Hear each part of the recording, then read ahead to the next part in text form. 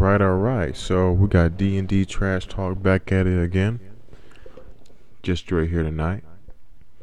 So the topic of tonight's broadcast is, yep, you guessed it, that guy in the picture. That guy that has that frown on his face right now. Probably because his team just lost 48-17 to an inferior team. Oh, and by the way, he threw 4 picks, 4 turnovers. Should have been 5, and 1 went back for a touchdown. That guy is Matthew Stafford of the Detroit Lions. Yep, that Matthew Stafford, that was the number 1 pick in the 2009 NFL Draft.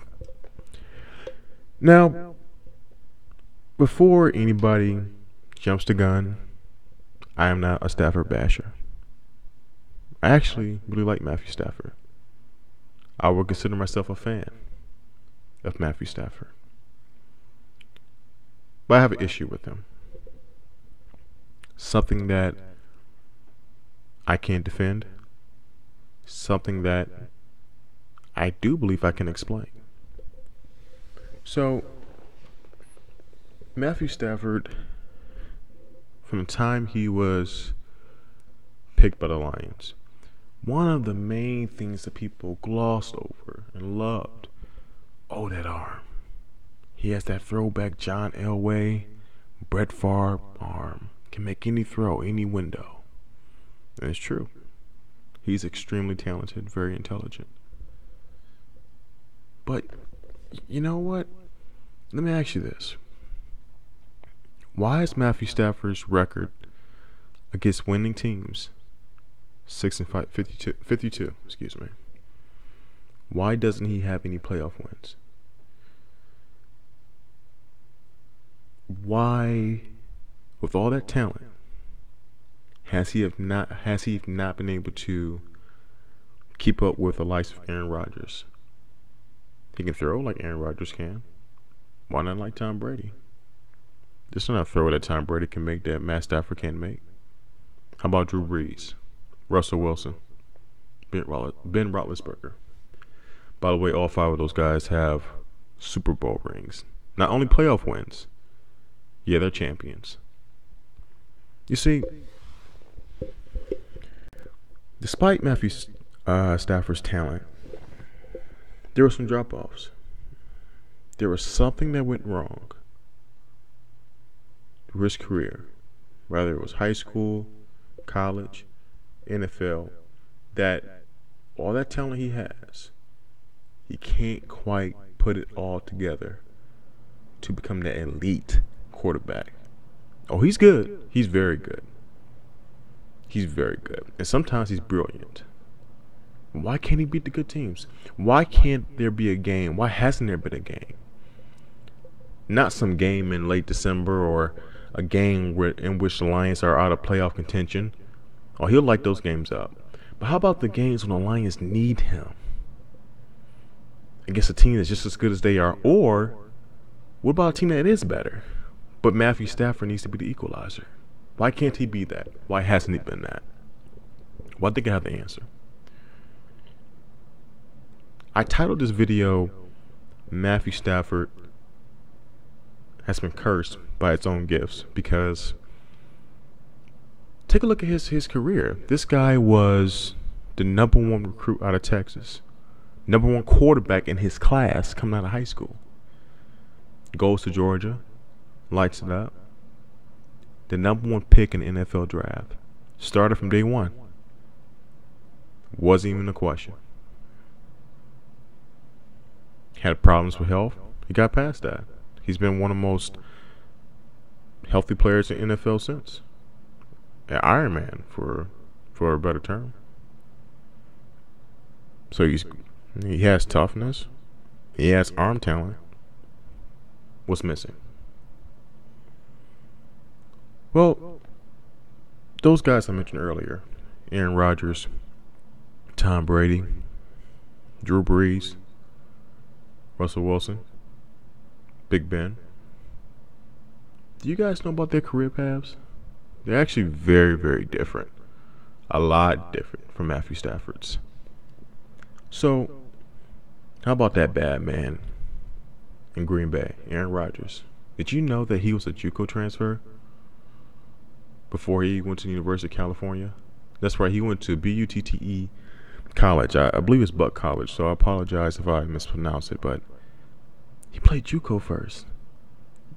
You see Aaron Rodgers for what he's done, what he's doing today?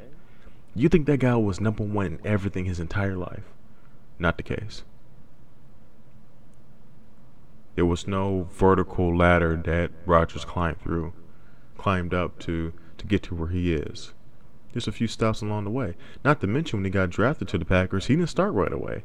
There's a legend in front of him in Brett Favre. He had to wait his turn. So you mean to tell me arguably the best quarterback in the game, wasn't the number one recruit out of high school? Nope. He didn't go straight to a university out of high school? Nope. He wasn't the number one pick in the draft? Nope. Different path. How about Tom Brady? The GOAT. Pretty much the consensus GOAT. Who doesn't think Tom Brady's the GOAT? 5 rings. But did you know that Tom Brady split time at the University of Michigan with Drew Henson? He wasn't even a full-time starter.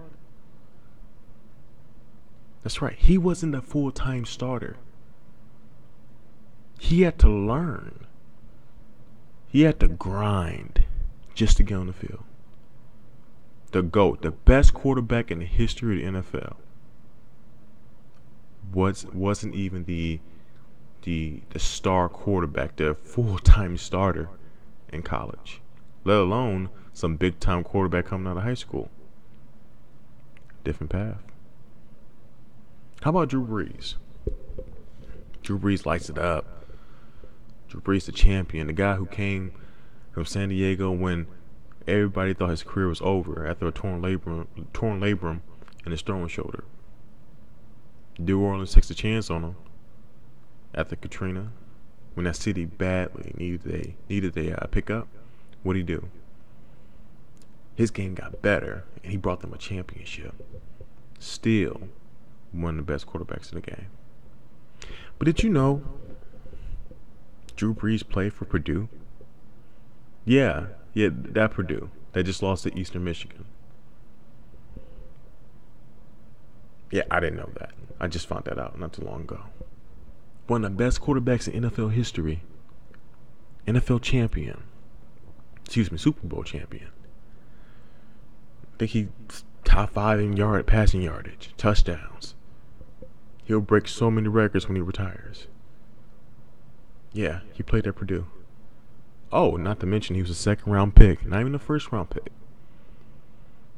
A second-round pick. Played at Purdue. Not a big-time recruit out of college. Different path. What about Russell Wilson? Yeah, that Russell Wilson up in Seattle, Super Bowl champion, played with the Legion of Boom. I argue he should have been a second Super Bowl champion 2-time, but Pete Carroll and the offensive staff decided to get too smart for themselves and not run the ball with Marshawn Lynch, but that's a conversation for another day. Did you know that Russell Wilson was a 3rd-round pick? Yeah, he played well at Wisconsin, got them to a Big Ten championship. They didn't win. Actually, I'm sorry, I believe they did win. But Russell Wilson was a big-time guy coming out of college. If he wasn't, he would have been a 3rd-round pick. Oh, but did you know that he transferred to Wisconsin? He started his career out at North Carolina State. Russell Wilson wasn't some big-time recruit. No. He transferred to Wisconsin. Played well. Got him to a Big Ten title. 3rd-round pick. Yeah. I know, crazy, right? wasn't even a consensus starter.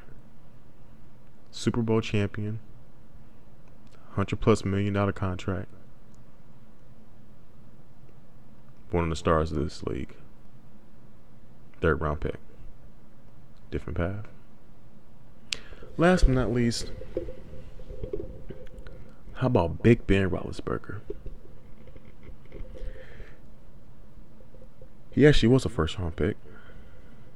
But did you know that Big Ben was the starting quarterback for Miami? Oh, no. Not to you. Not to you. I know what you're thinking out there.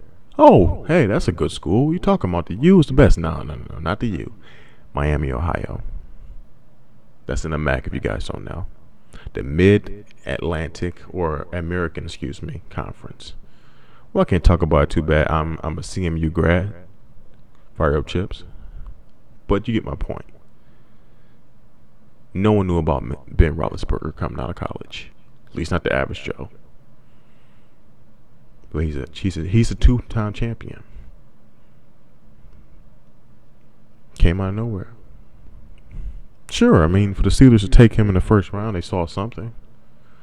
But who would have thought he would have turned out to be what he was? A top 10 quarterback for most of his career? I don't know. I doubt that. So, if we do a quick recap here, did you guys notice that none of those quarterbacks who are Super Bowl champions, who have won multiple playoff games, in which Matthew Stafford has won none, who have had the individual seasons similar to Matthew Stafford, but have the accolades to back it up. But none of them were the 1st-round pick in the NFL draft. None of them was the #1 high school recruit. They had different paths. So my point here is, what's Matthew Stafford's curse? I believe his curse is the lack of hardship. You see, a lot of times when we get trials in life, they're there for a reason. A lot of times it's to shape us, mold us, to prepare us for who we're supposed to become. So if you're looking at Matthew Stafford, and he's a good guy, don't get me wrong here. Let me clarify that. I am a Matthew Stafford fan. I root for him every game. He's philanthropic. He's a competitor. He's a tough guy on that field. But does he really have a burning desire to win? Does he have that grit? I think that's what's missing. And I believe I back that up. And I'd love to hear what you guys think. Please share your comments. Let's have good dialogue here. I believe it started from the lack of grit and the lack of trials in Matthew Stafford's career. Cursed by his own gifts. I will argue that that man is gifted more than any of those guys are. Raw natural talent. He has it all. But maybe he had too much too soon. Maybe if Matthew Stafford wasn't a #1 quarterback coming out of high school, maybe he develops a trait, a hunger within himself to prove that he is the best. Because if you think about it, when has he had to prove that? His talent has taken him everywhere. Everywhere. Number one recruit in college. #1 pick in the NFL. $100 million contract. With no playoff wins. No Super Bowl rings. See my point here? So what's that mean going forward? Have I given up on Matthew Stafford? No. Do I believe the Lions can win with Matthew Stafford? Yes. But one thing that is evident to me is that Matthew Stafford would never reach the levels that these guys have in terms of what they can do. You know what? Sometimes our paths and lives really do dictate what we become. A lot of times it does. And hey, Matt didn't ask for the cards he was dealt. He was blessed with tremendous gifts. All those guys were blessed with tremendous gifts. But maybe they got them at different times at the right times. Or maybe their trials showed them what they're great at. Did you know that Tom Brady, for example, you can find this video on YouTube too. There's a athletic counselor, I think basically is the position at the University of Michigan. This guy told a story about how he used to counsel Tom Brady. Tom Brady would come to visit with him during his time in Michigan. And basically, to sum it up, Tom had issues he considered transferring. He, of course, wasn't starting. He started to doubt his own abilities. And the nature of the conversations focused on control what you can control. Work hard on the little things. And when your opportunities come up, you seize it. And you're able to seize it because you focus and you grinded. And you prepared yourself. So when those opportunities come, there's nothing to fear. Think about when you see Tom Brady, all those comebacks. Why do you think Tom Brady always comes back? It started at the University of Michigan when he thought he was out. He thought his career was over. He thought he had to start over. He thought he hit a roadblock. He did hit a roadblock. He thought it was the end. No, that was just part of his path. Maybe Matthew Stafford didn't have enough roadblocks in his path. Now, as fans, should we feel sorry for him? No. No way. Should we stop asking for more? No way. You get paid to be the best. You show brilliance of being the best. We expect you to be the best. But the purpose of this video is to show, hey, maybe this guy had it too easy because he was just that good. I know it sounds crazy, right? Remember, Tom Brady, 6th round pick, the GOAT, didn't start at college. Aaron Rodgers, not a #1 recruit out of high school or college. Drew Brees, played at Purdue.